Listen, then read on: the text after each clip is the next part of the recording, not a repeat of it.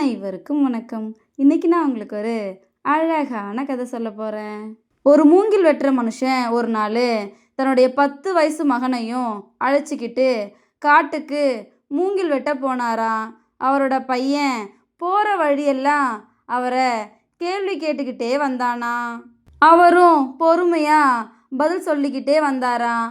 அவர் மூங்கில் வெட்ட ஆரம்பித்தாராம். பையன் அப்பவும் கேள்வி கேட்டுக்கிட்டே இருந்தானா. அதுக்கு அவர், நம்ம அப்புறமா பேசலாம்ப்பா, நீ நல்ல பையனா அப்பா வச்ச மூங்கில் எல்லாத்தையும் எடுத்து அடுக்கி வச்சுக்கிட்டே வரணும் அப்படின்னு சொன்னாராம். பையனும் சந்தோஷமா தலையாட்டினானா. அவரும் மூங்கில் வெட்ட ஆரம்பிச்சாராம். உடனே பையன் அப்பான்னு கூப்பிட்டானா. அதுக்கு அப்பா என்னடா அப்படின்னு கோபமாக கேட்டாராம். அதுக்கு பையன், இந்த காட்டாறு எங்கப்பா போகுது அப்படின்னு கேட்டானா.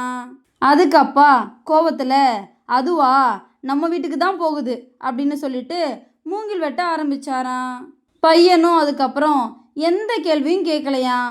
மாலை நேரம் வந்ததும் அப்பா பையனோட கையை பிடிச்சிக்கிட்டு, வா போகலாம், நான் வெட்டின எல்லா மூங்கிலையும் எங்கே அடுக்கி வச்சிருக்க அப்படின்னு கேட்டாராம்.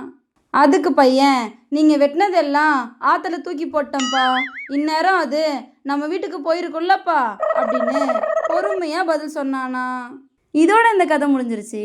குழந்தைகள் கேட்குற கேள்விக்கெல்லாம் பெற்றோர்கள் கவனமாக பதில் சொல்லணும். அதுதான் இந்த கதை நமக்கு சொல்லுது.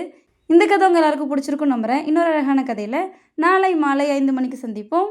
நன்றி.